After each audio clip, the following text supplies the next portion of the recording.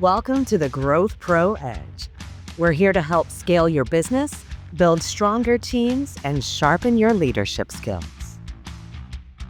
I'm Denise Killian with the GrowthPro Group in Trainertainment, and today I'm joined by Kevin Kochman from Semnox to tackle a problem we've all experienced: the manager meeting that becomes a total time suck. We're talking about how to turn those boring meetings into conversations that actually solve problems, drive accountability, and move your business forward. Let's get started. Kevin, welcome back to Faith Tank Thursday.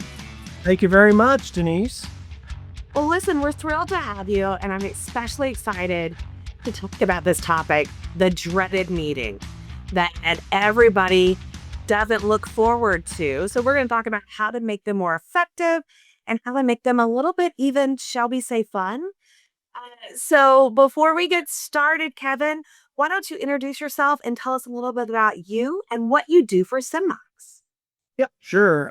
My name's Kevin Kochman. I am 67 years young, and I've spent about 35 years in the entertainment industry, primarily restaurant business and family entertainment center business. And currently, I am a sales partner with Semnox POS Solutions. Excellent. Excellent. So in all of that time, I imagine you've been to your fair share of meetings. Yes, I have conducted a lot of meetings as a general manager, as a manager of management training. I've done thousands of meetings. So first I want to ask you, oftentimes, there's the meme, this could have been an email, this meeting could have been an email, right? Meetings tend to be something that we all know need to happen, but really we struggle sometimes with making them effective. Often, Lord knows I've been to plenty of meetings where I was dreading going to it and sitting through it. I've led meetings where I didn't even want to lead it. So it is something that unfortunately we all kind of have to deal with, but we don't have to suffer through it. So that's what we're going to talk about today is how to make those meetings more effective. And, first off, I guess the big question is, should meetings be just an information dump or should they be something else? That's a great question. When I was a young, inexperienced GM, I was very much a head buffalo, and I expected the herd to follow my every wish and command. And I found out that that's not a very effective way to lead a meeting. So there's the head buffalo way, but then there is the head geese way, which is everybody takes a turn, everybody participates in leadership, everybody's got something to contribute. So, okay, I kind of love this head buffalo versus a geese. When geese fly in formation, they take turns being at the tip of that flight pattern. So that's interesting. Thinking about conducting meetings so that it's not just the one person, but the entire group of people. Everybody contributes. Exactly. Everybody plays a role. And just like in a flock of geese, when one geese gets injured or a different role comes up where a different goose is required, then they just change places. And that way the entire team contributes to their success. So really, this concept really means that everybody in that meeting has a specific role or a specific part of the meeting that they're responsible for. Exactly. Everybody contributes, and we'll talk about that in just a second, but there is an agenda that each manager fills out, and it's their participation, it's their contribution to the meeting. And, there are thousands of videos out there about how to conduct effective meetings. And there's the old standby suggestions like start on time, send out agendas prior to the meeting, everybody contributes, make sure that the meeting, stays on time. summarize your action steps, and then send a recap of the meeting out. So there's all kind of videos about that. But what's not out there is something for the family entertainment business, because our business model is quite complex. You have food and beverage, you've got attractions, you've got arcade games, you've got rock climbing, you've got all of these different elements to the business.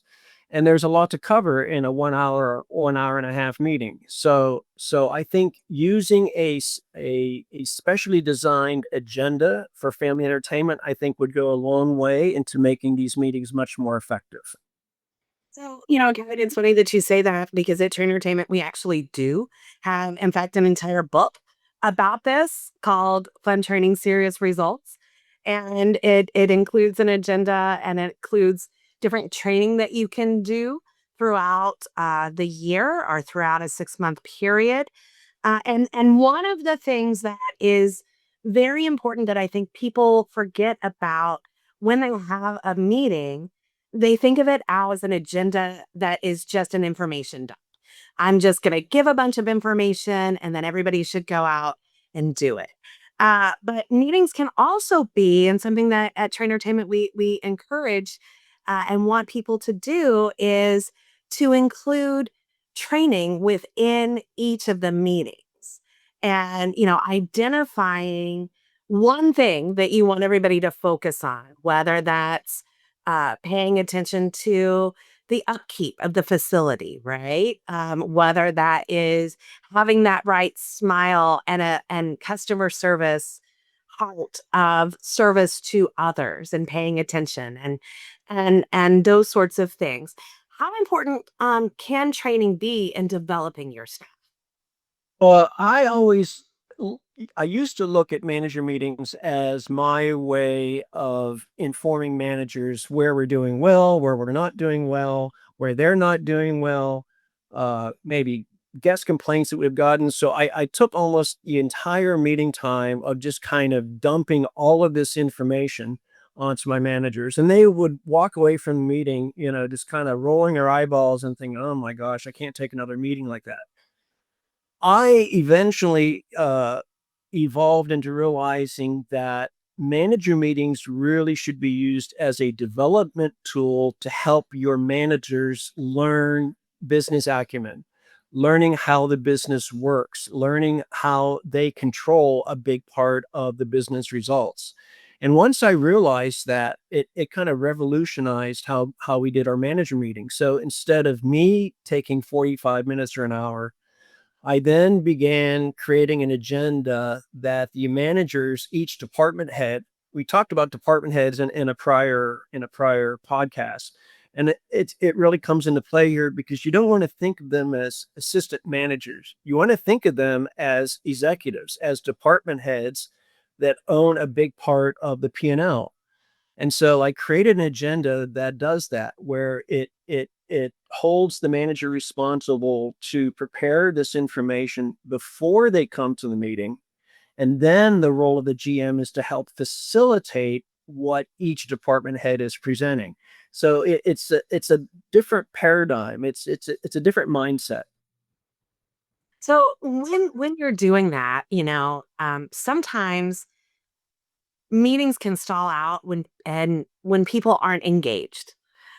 When people aren't feeling like they should contribute or can contribute, maybe they're shy, maybe they're young and aren't sure what their role is. How do you help develop that engagement within a meeting? Yeah, so if you look at a typical agenda that I used to use, I have it broken out into different categories. I have it broken out by sales. What are your budgeted sales for your department? What were your actual sales? What was your cost of sales for your department for the past week or for the past month? What was your labor like? What's your employee turnover like? And so I created this agenda that takes them through. Think about, if this was your own independent business, what would be all the things that would be important to you? All right, now let's walk through it and let's go through the numbers. What were your guest satisfaction scores? What were your employee sat scores like? What was your cost of sales like? Who's your top five, bottom five in terms of employee performance? And you help them fill out the agenda before the meeting. And then that way, when they come to the meeting, they're prepared. They know exactly what they need to say. They may not feel comfortable in how they say it, but that's where you coach them and you use your own body language. You do a lot of positive affirmations, a lot of nodding, a lot of smiling, a lot of thumbs up. And the first two meetings are might be a little bit rough, but what it does is it starts treating them like a department head, like an executive, and it makes them, I think, feel a lot more vested in the business and a lot more interested in seeing the business succeed. I think a lot of times, one of the things that's really key that these meetings can be a key to is helping people see the bigger picture. So often, especially if you're a department head and let's say you're running the kitchen, you're only thinking about the kitchen. You're thinking about your cogs, you're thinking about your people. Are we turning food quick enough? Is the quality okay? How's my inventory looking? You're really focused in on that department. But when you have these meetings and information sharing, you get to see this is one part of the bigger that this is one element and see how the kitchen impacts operations and how operations impacts sales and how we all can kind of work together to uplift the business as a whole, and that without that information sharing you're kind of left in your own silo. Yeah, and the other thing that that does, you bring up a great point. The other thing that that does is it communicates to the other managers, here's how I want my department to run when I'm not here. So, for example, during my restaurant days, we would go through an entire week's worth of line checks and prep sheets and freezer pulls. These are all tools used in the kitchen, and we would go through and identify, okay, how did we do on Monday, Tuesday, Wednesday? How did we do over the weekend? Did we complete all the line checks? And we would kind of grade ourselves because I knew that that was important to the kitchen manager. And so it communicated to the other managers, hey, these things aren't done just when the kitchen manager's here. These things are done 14 shifts a week. So I want everybody to buy into how, John or Mary wants to run the kitchen. Same thing for the bar, same thing for the games manager. You want to teach other managers to have enough respect for each other so that everybody's managing the business the same way. And I'll give you a small example. Uniform standards. We want all the managers to enforce the same standards. But if John decides that jeans are okay, and Mary decides that, well, you don't have to wear a logo shirt, and Kevin decides, well, we don't need name tags today, now you've created inconsistencies. So, another objective of these manager meetings is to align and agree here's how we're going to manage the business. So, it doesn't matter what shift you're on, and it doesn't matter what manager is working that day. We all manage the shifts the same exact way. And the more consistent you get, the better you get. And the better you get, the more sales you get. And the more sales you get, the more profits you get. Mhm. Absolutely, absolutely. So let's talk about adding a little fun to these meetings, right? The information is important, but there should also be an opportunity for uh, not just we're putting numbers up on a board or we're going through these big numbers. We should include that training as well that we want to focus on and what, as you pointed out, the entire facility to be focusing on, whether it is a customer service piece or whether it is a cleaning piece or whether it is we've identified that the more large souvenir cups we sell that indicates better sales in the kitchen. So we're going to really focus on that, right? Whatever that one thing is that you want the entire team to focus on. But an opportunity additionally to make it, we know that people learn better and do better when they're in an environment that is welcoming and that they can have a little fun. We're in the fun business, right? Exactly. And there's all kind of different things that you can do. You can do icebreakers. One of the things that I used to do is start off each meeting with a heart check. And that doesn't sound like fun, but it ends up being fun because what you're doing is you start seeing the personal side of your team. And so it's, how's your home life? How's your school life? How's your work life? How's your married life? The questions are endless, but it's all about, hey, how are you actually doing today? Another thing that you can do is to invite guests to your meeting. And sometimes I would invite staff to our manager meetings, and it might be some training ideas that the staff has, or I would invite my certified trainers to the meeting and kind of give an update on how we're doing on training and do we have all the training tools available. But I think getting personal and doing heart checks or doing icebreakers, maybe having some snacks as part of the meeting, but making each meeting a little bit different so that it's not always the same format. But you always use the agenda. That is, to me, one of the most important things is you use the agenda because the agenda is what's giving your meeting, structure, and it's giving it the rich content that you're after. Then the last part of the meeting is the GM part, where the GM now can kind of wrap everything up and talk about the week's numbers, talk about projects, ask for updates on existing projects, and then kind of setting the tone for the next coming week. And what are some highlights that we need to, whether it's group events or birthday parties, but what are the big rocks that are coming up in the next week? And then you're done. So it doesn't turn into this 2.5 hour, slog fest where the managers are just getting beat up. It's personal, it's interactive, it's team oriented, but you still get everything accomplished that you need to get accomplished. And it's not the GM being the head buffalo and just preaching for an hour and 45 minutes. It's everybody contributes because that's how business actually succeeds. Is everybody plays a role, and and again, in summary, use the meetings as a coaching tool, as a teaching tool to help younger managers become the next GM. This is all about career progression and career pathing, right? It's all about how can I get my team to replace me so that I can then go on to my next big thing, right? So I think that's where manager meetings can play a real important role in the success of your business. Of course, after this manager meeting, the expectation is certainly there's some information that stays within that manager meeting, but that they should be disseminating information and having similar meetings with their teams. Exactly. That's exactly right. So it's important to, at the end of the meeting, everybody goes their way.